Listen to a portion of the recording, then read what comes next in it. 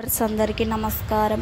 మార్చి 25న హోలీ పౌర్ణిమ వస్తుంది. ఇది సామాన్యమైనది కాదు, చాలా శక్తివంతమైనది. ఎందుకంటే ఈరోజు చంద్రగ్రహణం ఏర్పడబోతుంది. కానీ ఏమీ భయపడవలసిన అవసరం లేదు. ఈ చంద్రగ్రహణం భారత కాలమానం ప్రకారం పగటిపూట ఏర్పడబోతుంది. కానీ పగటిపూట చంద్రుడు కనిపించడు కదా, భయపడవలసిన అవసరం లేదు. గర్భిణీ స్త్రీలు కూడా ఎటువంటి నియమాలు పాటించవలసిన అవసరం లేదు. అసలు ఈ గ్రహణం గురించి పట్టించుకోవాల్సిన పని లేదు. పంచాంగంలో కానీ క్యాలెండర్లో కానీ ఎక్కడ మెన్షన్ చేయలేదు. గ్రహణంతో కలిసి వస్తున్న హోలీ పౌర్ణిమ రోజు ఇవి తెచ్చుకుంటే కని విరిగని ఎరుగని ఐశ్వర్యం, అదృష్టం మిమ్మల్ని వరిస్తుందని చెబుతున్నారు. కూర్చొని తిన్న తరగని ఐశ్వర్యం వస్తుంది. మీకు ఉన్న కష్టాలన్నీ కూడా పోతాయని, కని విని ఎరుగని అదృష్టం మిమ్మల్ని వరిస్తుందని పండితులు చెప్తున్నారు. ఆదాయం పెరుగుతుంది, రాజయోగం పడుతుంది, లక్ష్మీదేవి అనుగ్రహం కలుగుతుంది. ఏ రెండు వస్తువులను ఇంటికి తెచ్చుకోవాలి అనే విషయాన్ని ఇప్పుడు మనం ఈ వీడియోలో వివరంగా తెలుసుకుందాం. ఫ్రెండ్స్, ఫస్ట్ అయితే ఈ వీడియోకి ఒక లైక్ కొట్టి మా ఛానల్ని సబ్స్క్రైబ్ చేసుకొని మాకు సపోర్ట్ చేయండి. ఎందుకంటే మీ సపోర్ట్ మాకు చాలా అవసరం. ఇక వీడియోలోకి వస్తే, లక్ష్మీదేవికి ఎంతో ఇష్టమైన రోజు. ఎందుకంటే ఈరోజు లక్ష్మీదేవి పాల సముద్రం నుండి జన్మించిందని శాస్త్రాలు చెప్తున్నాయి. కనుక ఈరోజు రెండు వస్తువులను కొని ఇంటికి తెచ్చుకుంటే తరతరాలకు తరగని ఐశ్వర్యం వస్తుందని శాస్త్ర పండితులు చెప్తున్నారు. మరి ఆ రెండు వస్తువుల్లో మొదటి వస్తువు అత్తరు. అత్తరు అంటే గులాబీ పూల వాసన వచ్చేది కానీ, మల్లె పూల వాసన వచ్చేది కానీ అత్తరును ఈరోజు ఇంటికి తెచ్చుకుంటే లక్ష్మీదేవి యొక్క సంపూర్ణ అనుగ్రహం లభిస్తుంది. ఎందుకంటే లక్ష్మీదేవికి ఎంతో ఇష్టమైన అత్తర్ బాటిల్ ఎక్కడైనా సరే దొరుకుతుంది. 30 రూపాయలు పెడితే చాలు అత్తర్ బాటిల్ వచ్చేస్తుంది. ఈ పౌర్ణిమ రోజు అత్తర్ బాటిల్ని కొని తెచ్చుకోవడం వలన కానీ వీరిని ఎరుగని అదృష్టం వస్తుంది. ఇలా ఈరోజు అత్తరు బాటిల్ని తెచ్చుకొని ప్రతిరోజు నీళ్ళల్లో కలిపి ఇంటిలో కొంచెం చిలకరించండి. ఎందుకంటే ఆ వాసన ఎక్కడ ఉంటే అక్కడికి లక్ష్మీదేవి దేవతలు ఉంటారు. కాబట్టి ఖచ్చితంగా పౌర్ణిమ రోజు అత్తర్ను తెచ్చుకొని ఇంట్లో పెట్టుకొని శుభ ఫలితాలను పొందండి. ఇక రెండో వస్తువు ఏమిటి అంటే యాలకులు. యాలకులకు చిన్న యాలకులు ప్యాకెట్ అయినా సరే కొని తెచ్చుకోవాల్సి అని జ్యోతిష్య పండితులు చెబుతున్నారు. యాలకులు మంచి సువాసన కలిగి ఉంటాయి.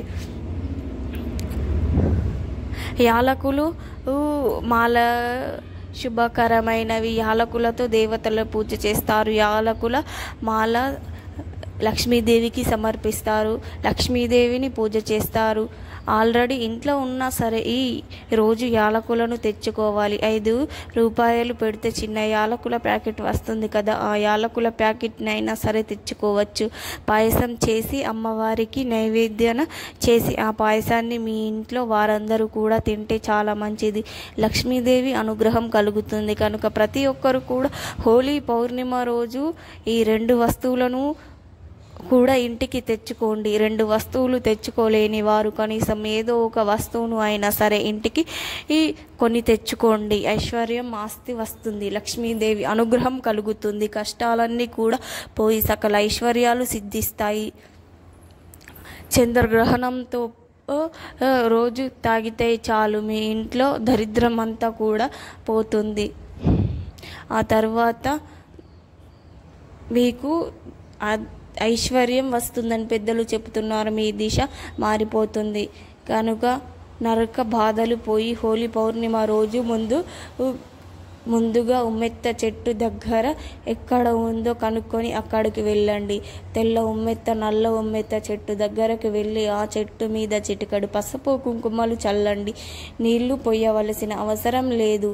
ఆ తర్వాత ఆ ఉమ్మెత్త చెట్టును మీ ఎడమ చేతితో 11 సార్లు తాకండి. మీకు ఏమైనా కోరికలు ఉంటే ఆ కోరికలను కోరుకోండి. ఇలా ఉమ్మెత్త చెట్టును టచ్ చేసి ఆ తర్వాత ఒక 2 నిమిషాల పాటు ఆ చెట్టు దగ్గర నిలబండి లేదా కూర్చోండి. ఎందుకంటే ఉమ్మెత్త చెట్టు చాలా శక్తివంతమైనది. ఈ పౌర్ణిమ సోమవారంతో కలిసి వస్తుంది. ఉమ్మెత్త చెట్టు అంటే శివుడికి ఇష్టమైన చెట్టు. ఎంతో దీని గురించి మనకు తెలుసు. ఇది ఎక్కడ పడితే అక్కడ కనబడుతూనే ఉంటుంది. ఉమ్మెత్త కూడా ఔషధ గుణాలను కలిగి ఉంటుంది. అంతేకాకుండా ఉమ్మెత్త నిబంధన వృద్ధికి నరదృష్టికి కూడా ఉపయోగిస్తూ ఉంటారు. కృపకాలంలో ఉన్నత చెట్టుకు ఇంటి ముందట పెంచుకునేవారు వల్ల నరదృష్టి నరఘోష తగలకుండా ఉంటాయని నమ్మేవారు. నరుడి చూపుకు నల్లరాయైనా కూడా పగులుతుందనే మనకు తెలుసు. కనుక నరదృష్టి నరఘోష తగిలితే ఎంత డబ్బు వచ్చినా ఇంట్లో నిలవదు. అభివృద్ధి చెందవలసిన వారు కూడా పతనం అయిపోతారు.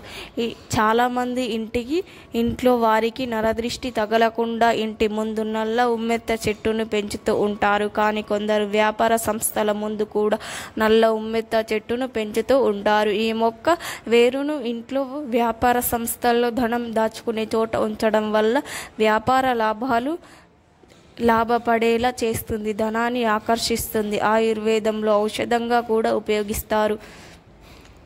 ఈ మొక్క ఆకులను రసాన్ని అరికాళ్ళకు రాసుకోవడం వల్ల అరికాళ్ళ మంటలు తగ్గుతాయి. శివుడికి కూడా పూజ చేస్తూ ఉంటారు.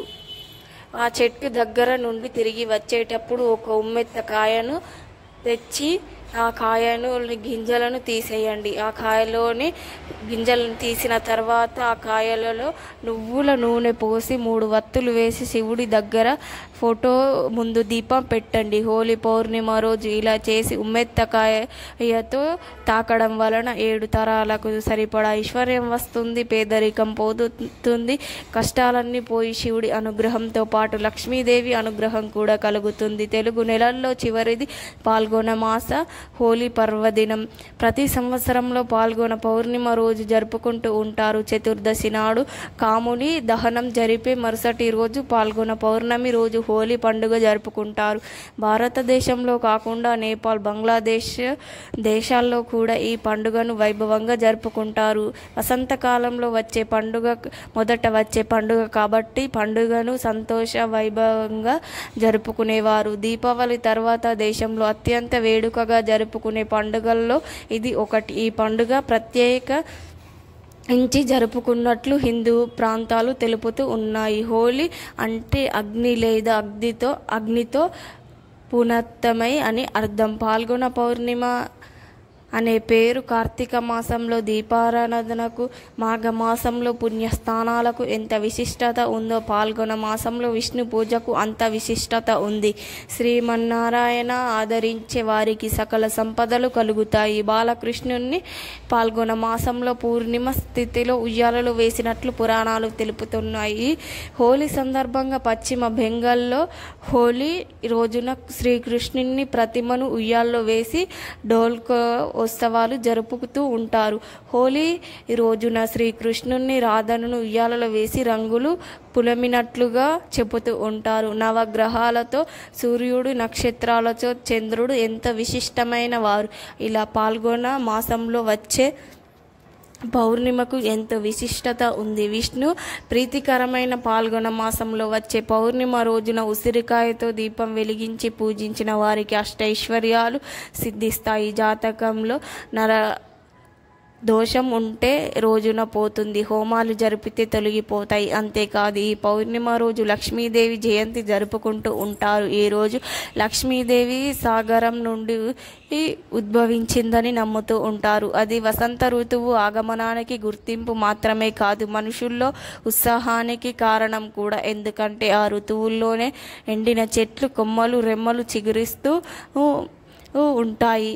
మనసు పులకరించేలాగా కోయిలమ్మ మధుర గానాలతో వీణులతో విందు చేస్తుంది. మరోవైపు ఆకుపచ్చదనం, ప్రకృతి సోయగాలులు, పుష్ప పరిమాణాలు, వికాసాలు అన్నీ ఏకమై ఆవిష్కరింపబడతాయి. చిన్న పెద్ద ఆడ మొగ తేడా లేకుండా, కుల మత తేడా లేకుండా ఆత్మీయంగా దేశవ్యాప్తంగా జరుపుకునే తొలి వేడుక హోలీ. రంగు కుమ్మరించుకుంటే ఆనందోత్సవాల మధ్య జరుపుకునే హోలీ ప్రాముఖ్యత సంతరించుకోవడానికి పలు కథనాలు ప్రాచుర్యంలో ఉన్నాయి.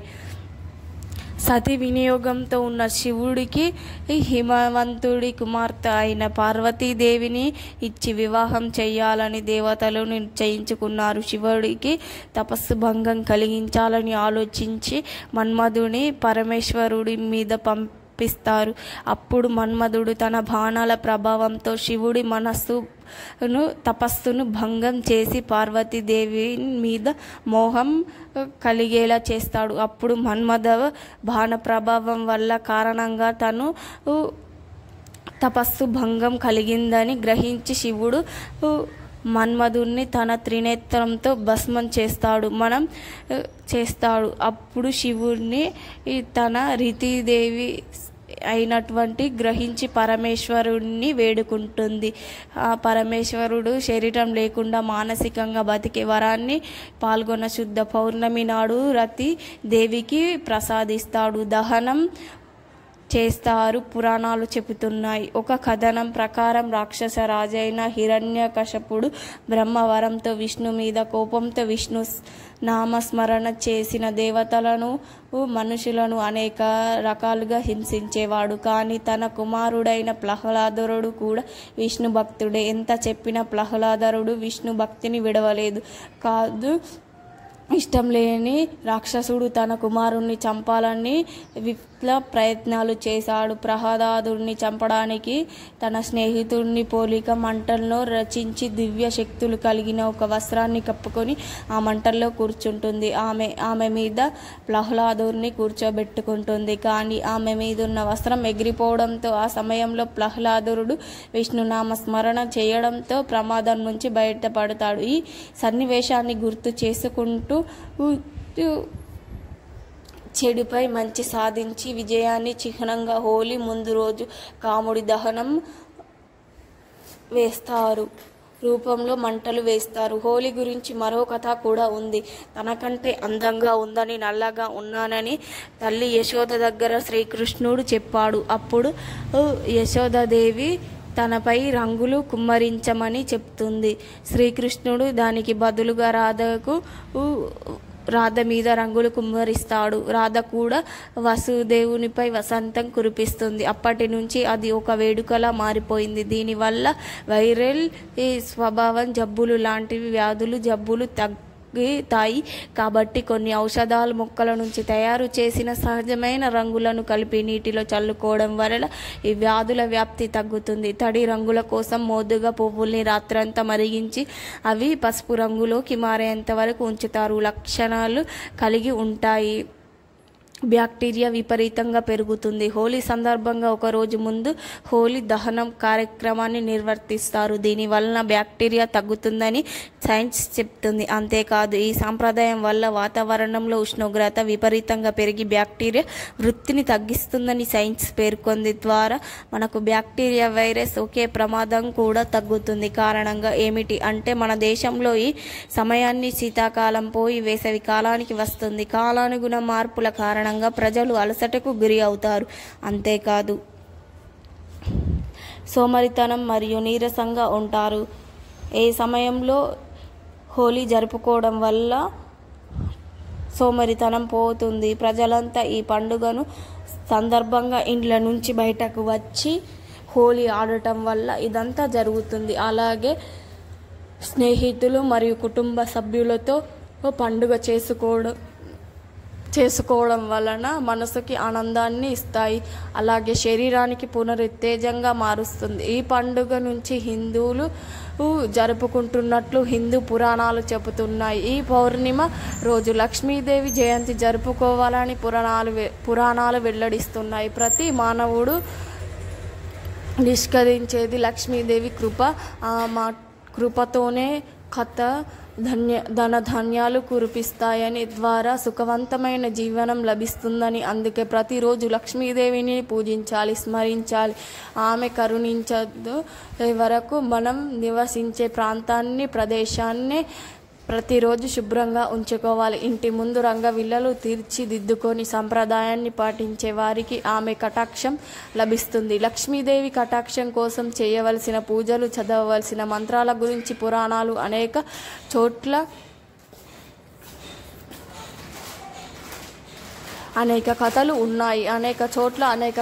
ఉన్నాయి.